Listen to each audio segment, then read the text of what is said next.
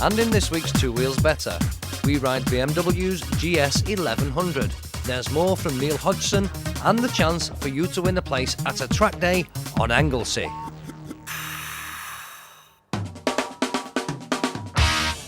So this is part 3 of our little feature on passing your bike test. Dave, it looks like we've gone back to square one here. He's done the CBT. Is this not CBT all over again? No, this is the direct access training, getting him used to the bigger bike before you actually take him out on the road, getting him used to the brakes, getting him used to the weight, getting him used to the power, getting him used to a disc brake back and front. There's quite a lot of difference between a 125 and getting up onto the 500. You know, he's got about 50 brake horsepower. It's his right wrist now. Yeah, right. So is he going to do car park work again with this?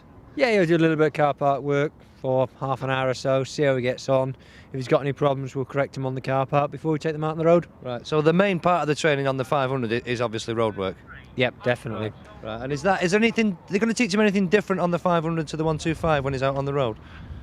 No, it'll be exactly the same training as you get on the 125, right, except it's on a 500cc bike. Yeah, a bit more intense. Be watching a bit more carefully, will he, Andy? Not really. No, we'll just do the same as the 125. The Department of Transport say it's the same test. They want the same as they want for the 125 as for the 500s. Right, smashing. Okay, well, let's see how he's going on.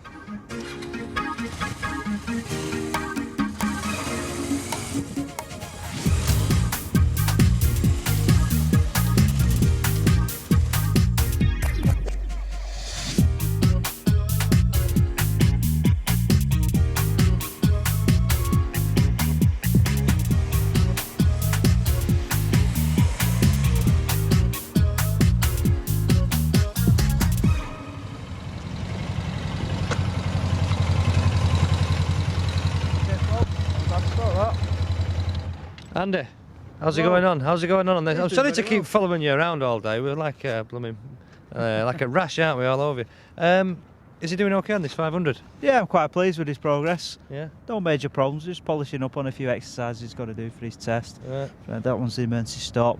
Well, that's going to happen, innit, on the test? You have to do an emergency stop. That's correct, yes. Yeah. And U-turns? Yes, just do U-turns as well. Right. Okay, let me ask Neil. Neil, can I just say, Neil, you're very brave, letting us follow you around with a camera. I mean, it's bad enough taking your test, but are you more nervous about us than the test? I'm just trying to ignore you, basically. I don't mean to be funny. You know. Well, most people do, yeah. Yeah. No, I'm more concentrating on the actual doing the test and the manoeuvres I'm doing. So what's the difference, the big differences that you found with the 500 compared to the 125? Well, at first it felt a lot heavier than the 125, Wow. especially in the car park when I was doing the speed control. Yeah. But as soon as I got out on the road, it felt fantastic. The handling's a lot better and it's a lot smoother. You find it actually easier to ride than a 125? Yeah, I do. It's definitely not as twitchy as the 125. You don't get blown about as much. Right.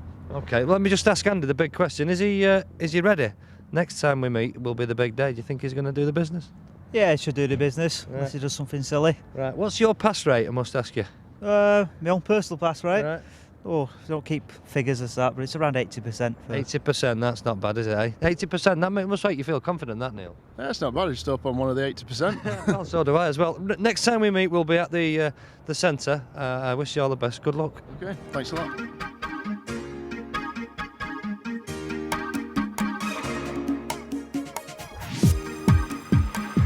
And so Neil would now spend 2 full days riding round on the Suzuki 500 with Andy close on his back wheel, watching every move very carefully. He'll cover many, many miles over the 2 days and experience all types of traffic and road conditions. Everything from little cobble back streets to major dual carriageways and busy roundabouts. Hopefully he can now put into practice everything he's learnt in the car park on both the 125 and the 500. And so, how would he perform on the test? Well, you can find out next week.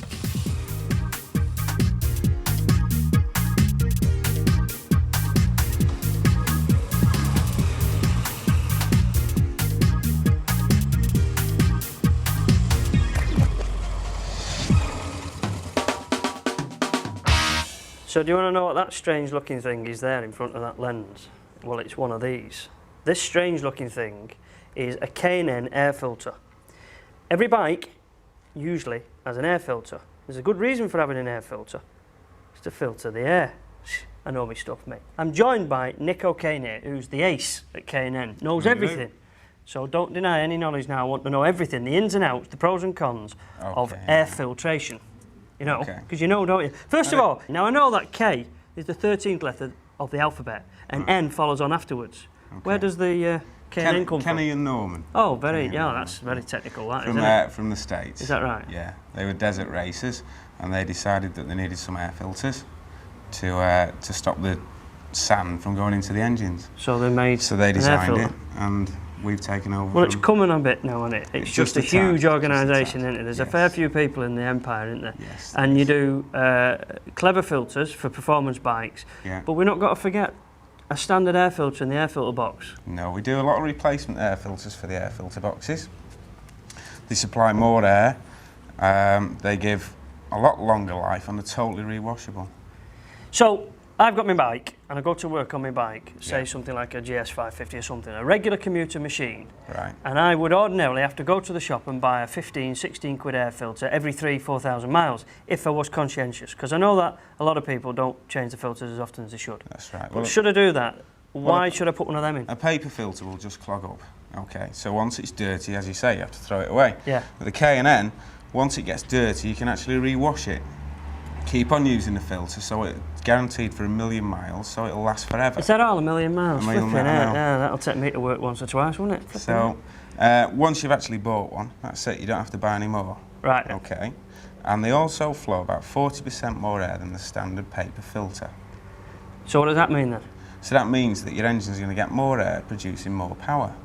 So it'll give you better throttle response and better drivability. Will that fit my moped? I'm already excited. No, I understand that. I know that, and the folks out there now are getting a clearer picture. Okay. But there's a little bit more to it than that, isn't there? Because you've got other things. Like if it was a performance filter, for example, you Yeah. wouldn't stop at that. What would you do then to complement the filter? Well, we'd have to, if you give an engine a lot more air, you'd have to give the engine more fuel. And that's where Dynajet kits come into it. Yeah. And Dynajet kits are tailor-made for each bike so that they fit the carburetors and give the bikes more fuel. So what's this contraption you've got here behind us, Nick? This is an airflow demo machine. An airflow demo machine. We've got 3 fans Yes. sucking air at the moment through a paper filter. Yes. Okay. This, as in the original equipment. Original paper filter. Right. Okay. And that'll suck through there, and then the air is being blown up the tube. There's a Yeah. ball in the tube at the moment. Okay. Now we've also got a K&N filter which is underneath here. Right then. And if we cover the paper filter up, you can see the difference the K&N makes. It flows up to 40% more air. Okay. Yeah. Compared to the paper filter. There's no strings or wires attached or anything. There's nothing up your sleeve. No, okay, we're not doing anything. Right. It's just the basic difference between the K&N filter and the paper one. I'm impressed. It It's does good prove a gear. point. It's Right, good it does gear. prove a point. And this is motorcycle related, this, isn't It's it? motorcycle related. Standard Fireblade, for instance, Yeah. filter has a paper filter in it. You fit a K&N into it, you get up to 40% more air going through there. Right. Okay? They're totally rewashable, recleanable, guaranteed for 1,000,000 miles. Well, does this cost people a fortune? Are we talking big bucks for a filter? No, not at all. Like not really. element replacement? Maybe up to like twice the price of a standard filter. Okay, they do differ slightly And within the price. Depending on the manufacturing level, like, I mean, on some filters you've got all this lot, and then others they're just quite a simple thing, aren't Yeah, they? yeah. So that would cost similar prices to the original. Yeah, wouldn't it? yeah, Got you. something around it. So basically, once you've actually bought the filter, that's it. It'll stay in the bike or the car or the plane. And that's or when the it train. becomes cost effective then. Definitely, yeah. 'Cause What do you don't have mean, to a keep plane and a replacing. train? Well, we do it for planes, trains, cars, bikes. We do anything with an internal combustion engine, we build a filter for. After that explanation from Nick, we then went over to the factory where they produce the filters. This is the filter gauze which is brought in from the States. It's then cut down into various different sizes for various different filters. That's motorcycle, cars, buses, whatever it's used for. It's then clipped together and put onto the moulding machine. And this moulding machine is for mass production. But in the UK, they've got a unique method of making one-off filters, and it's such a secret they wouldn't really let us into that particular department. After it comes out of this fancy and special moulding machine, it's then moved over to another department in the factory, and then it's sprayed with the specialised K&N filter oil. This helps to protect the filter. Look at this. Amazing technology. So it looks like we've missed a bit. Well, we haven't missed a bit, because That is how it comes out of this machine, and that is how it ends up. What happens is the oil spreads itself across the area, and it's done this way so that they don't put too much oil on, and of course then the oil doesn't go everywhere. And this is the girls boxing and labelling the filters ready to go on the shelves. Behind me here now, this is the secret bit. This is actual production area, and Kanan don't want anyone else to see this, so we're not allowed to film it. So come on, Stan, move. You're not allowed to film it. Stan, will you get out of here? They've even got an R&D centre where they test the filters in the vehicles on the rolling roads, and the whole place just blew me away.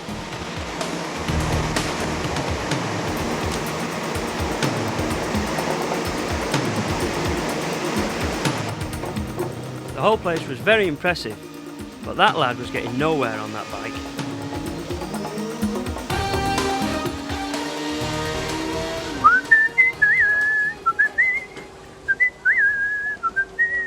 I'm not doing my shopping. It does look like I'm in a department store or a grocer's and I'm getting a few bits and pieces, but no. This is where they keep everything, and I've just noticed one here that will go down very nicely. This is where the final product is boxed and then stored, and everything's got a reference number, and on that reference number will be a filter to fit a particular bike. When it comes off this shelf here and put in this basket, it then goes into the huge cartons which are around the corner in yet another building, and then that will be distributed to various different exotic locations around Europe. Now I've got one there for Paul, could do with one for Jeff, in fact, ZZR. Ooh, Jeff will be pleased with me. GSXR 750, perfect. I've got a mate in Monaco who will absolutely adore a Kanan filter on his bike.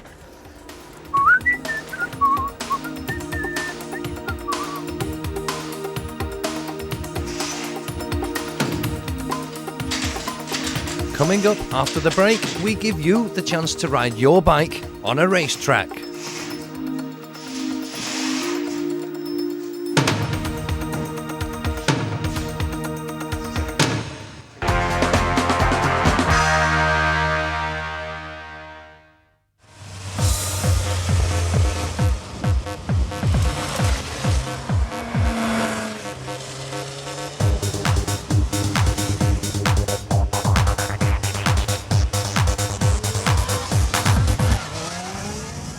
Neil, obviously you've got to do something to relax, and football's one of your passions. Yeah, I mean, coming from Burnley, it's nice to be on the ground. I've never actually been on the ground before. I believe there's been a few late injuries, and they want me to play tonight. They're playing Wrexham. I'm not a bad defender, so that's my plan. No, I love football. I support Burnley, obviously, because it's my hometown. I also like Manchester United, because they're very good. So in my spare time, if I can get a few football matches in, I quite like it. Right. So, any other sports that you watch closely or participate in or whatever? Yeah, well, I've been playing golf for about the last 6 months, and I've had an all-in-one. So maybe I love golf. Maybe if the racing doesn't work out, then I can go into that. It's certainly a lot safer. Yeah, I enjoy golf. I enjoy mountain biking.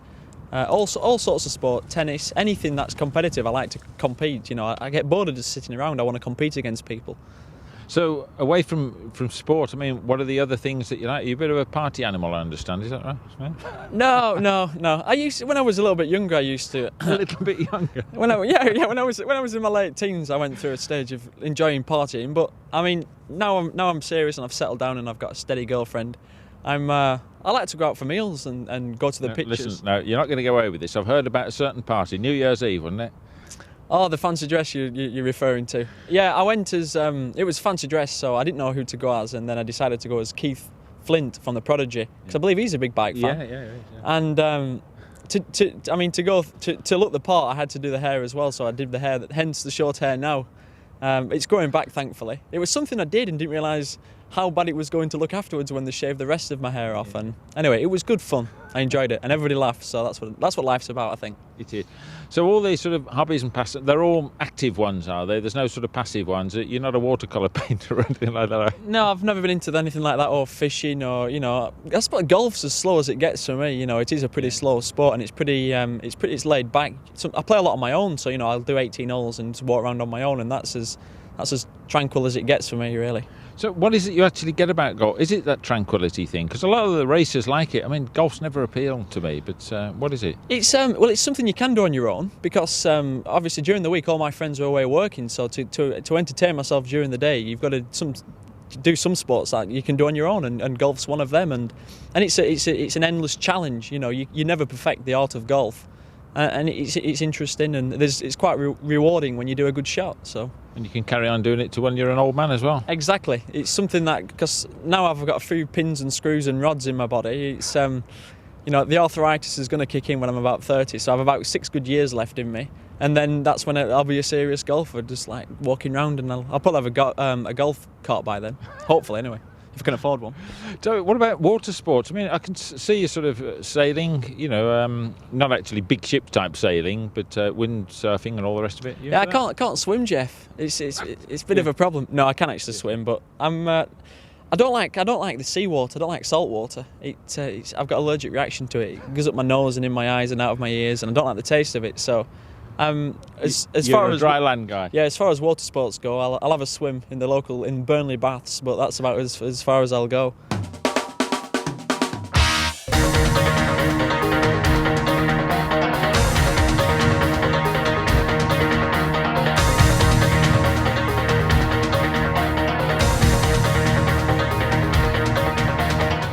Well, if you're going to have one, you might as well have a big one. And it don't come much bigger than this. This is BMW's R1100 GS. The sort of thing that when you look at it, you either go, wow, yes, great, I want one. Or you say, oh dear, what on earth went wrong with that? Either way, if there was ever a bike built that was guaranteed to put a smile on your face as you're riding, this is it.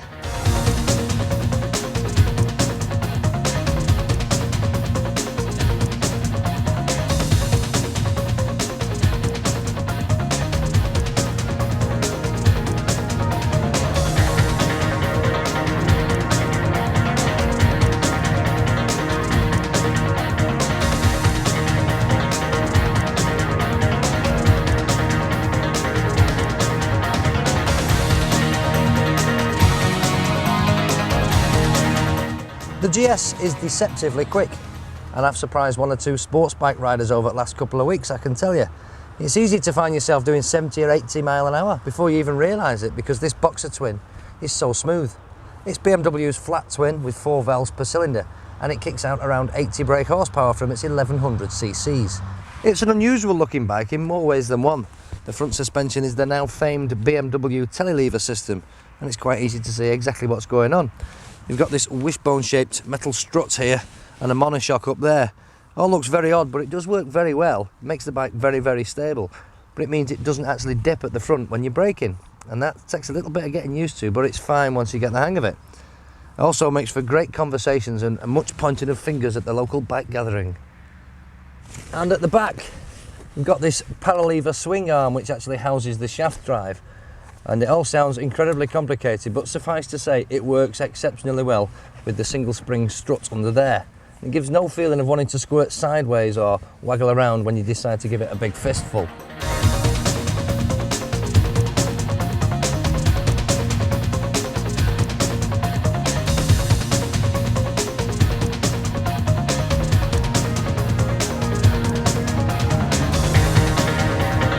Brakes are certainly worth a mention on the GS. It's got BMW's 2nd generation of ABS. Now, you can actually turn the ABS off, and BMW say that's because when you're riding off-road, you might actually want to lock the wheels up from time to time. Well, fair enough, you might. But I have to say it would be a braver rider than me that took one of these on any serious off-road adventure. It's simply far too big and far too heavy for any serious rough terrain, and once it started to get out of shape, you'd have absolutely no chance of hanging on.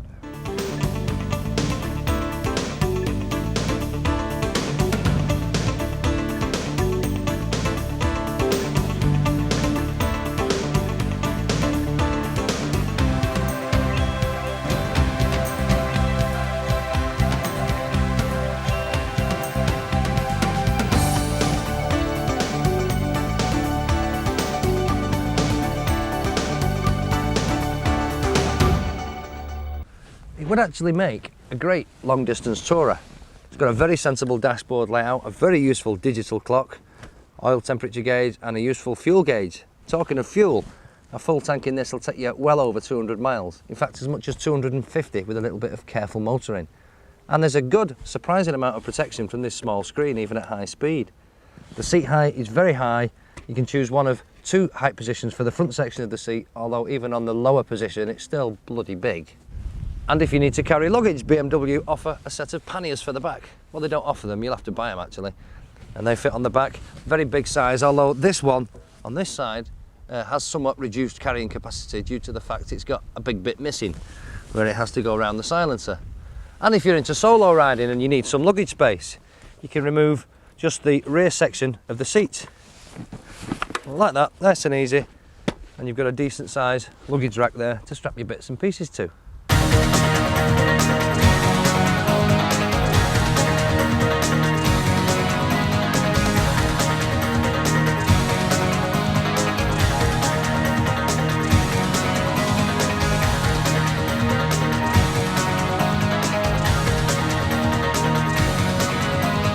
So if you like the look of the GS and you don't mind being looked at, and believe me, you will get some attention when you ride around on one of these beasts, then give one a try. The good news is it's been around now since 1994, so there are lots of decent second-hand ones around.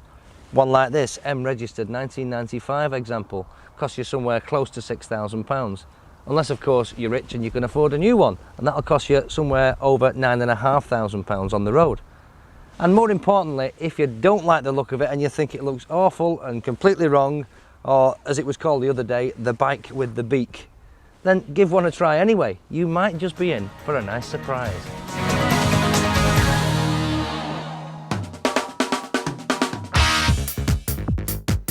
Ever wished you could imitate your favourite racers on a track? Well, we have the opportunity for 2 of you to join us on a track day at a brand new venue on Anglesey, the T. Croix circuit. It's all courtesy of Bill Smith Motors in Chester.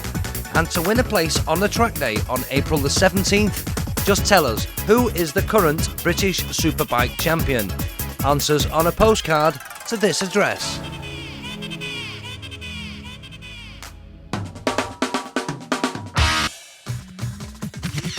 In next week's Two Wheels Better, it's Neil's big day, a trip to the test centre. And we join hundreds and hundreds of scooters for their annual Easter egg run.